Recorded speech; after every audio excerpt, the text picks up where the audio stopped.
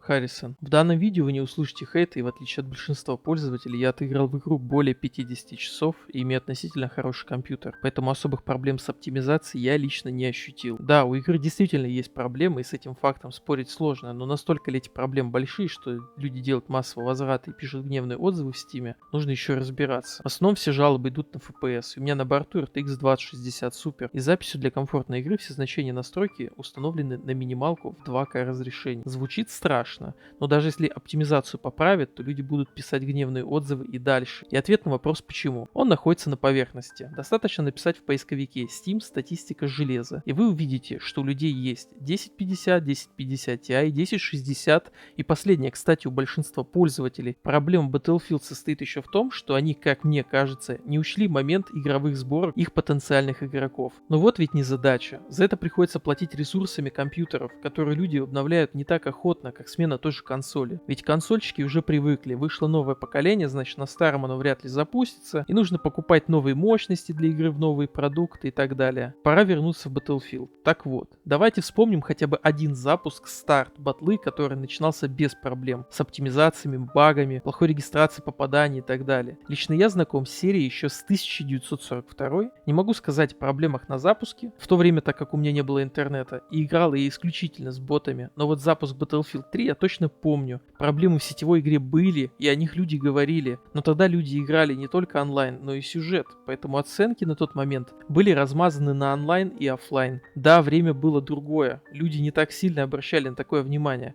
и не так сильно реагировали на игровые ошибки. Вспомните Battlefield 4 на старте, какой игра стала на закате, чудо ли, не правда ли? Еще один аргумент. Вышла игра и вывели из игры щит, который мог отражать даже выстрелы танка. Да, это неприятный момент, но давайте посмотрим на известную нам игру Rainbow Six Siege. И там также добавили оперативника с щитом, и спустя какое-то время его вывели из игры, ссылаясь на доработку персонажа. Его не было около полугода суммарного времени. И это нормально, когда разработчики видят, что персонаж и что его способность дико дисбалансна, несет множество проблем, и эту проблему отправляют на доработку. Что может тут не нравиться? Что разработчики видят и решают эту проблему? Лично я не понимаю. По поводу плюсов стоит добавить, что мне безумно понравился режим Portal.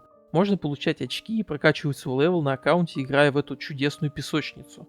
Я очень люблю Battlefield 3 и Bad Company 2. И мне дали возможность прикоснуться к этой старой, но в новой обертке, с новой графикой игре. Это неописуемо. Если честно, я был бы очень рад, если бы все части запаковали в один клиент и была возможность играть в разные игры в одном клиенте. Я с удовольствием поиграл бы в Battlefield 2. Это старая игра, которая вышла раньше Bad Company 2. Надеюсь, верю и жду.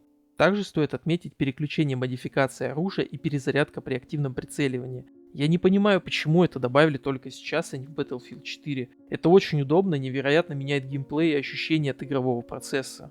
Также с плюсов можно одновременно выделить технику. Ее действительно много, и она действительно меняет положение дел на карте. Если у вас в команде не хотят брать стингеры или РПГ, то один танк и один вертолет может выиграть игру в вражеской команде без каких-либо проблем.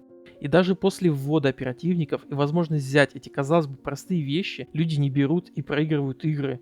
Кто-то даже в чате постоянно шутит, что это World of Tanks. И шутки про есть пробитие. И к слову о чате. Он не общий, только команда или твой отряд. Не скажу, что мне есть дело до чата, ведь с противниками я никогда особо не разговаривал, да и не о чем было как-то разговаривать. Максимум это какие-то оскорбления, если ты кого-то случайно убил, и ничего более. Сетка счета, ее в классическом понимании тут нет, но есть счет отрядов, и это тоже неплохо, ведь еще в пятой части, если вы были очень внимательны и играли в нее, вы должны были заметить, что сетка как бы была классическая, но в конце показывали не лучших игроков, а лучший сквад, в котором состоят эти игроки. И игрокам, которые стоят в этом отряде, не обязательно было иметь какой-то супер счет. Если у отряда был хороший счет, то они были в топе. В Steam я видел огромный обзор от человека, который утверждает, что его огромный список недоработок, или как сказать требований, я бы сказал хотелок, в игре нет. Единственное, с чем из этого списка я могу действительно согласиться, это невозможность открыть список серверов и играть большими группами с друзьями. То есть у вас просто ничего не получится, вы можете искать только игру в скваде. И это печально. По остальному же, это просто личные пожелания человека, с некоторыми из которых я отчасти согласен. Но желание видения на игру мечты у всех разные, поэтому эти списки не являются какой-то последней инстанцией, что люди хотят видеть в игре. Подвожу итог, стоит ли брать? Лично я купил золотое издание, дабы поиграть раньше релиза. И я рад, что купил. Игра действительно мне нравится, и я буду в нее играть.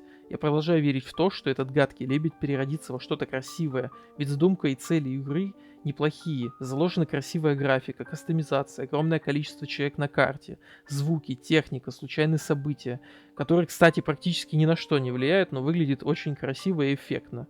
И вот это вот все ты пропускаешь через себя. Мне это нравится, поэтому спросите себя, стоит ли брать эту игру. Не слушайте обзоры, несмотря на какие-то геймплеи, ощутить надо звук выстрелов, послушать, как звучат шаги, как это все выглядит именно на вашем компьютере. И, кстати, звуки очень звучат сочно в закрытых помещениях, просто неописуемо. Не будьте большинством, просто купите подписку за 100 рублей от я на месяц и поиграйте 10 часов самостоятельно. Заодно вы проверите, идет ли она у вас, есть ли у вас желание в нее играть или нет. На этой вопросительной ноте я прошу вас подписаться на канал, заходить на мои стримы, которые проходят пока что в ночное время в будни с 11 до 3 ночи по московскому времени, и подписывайтесь на нашу группу ВКонтакте. Увидимся, когда увидимся.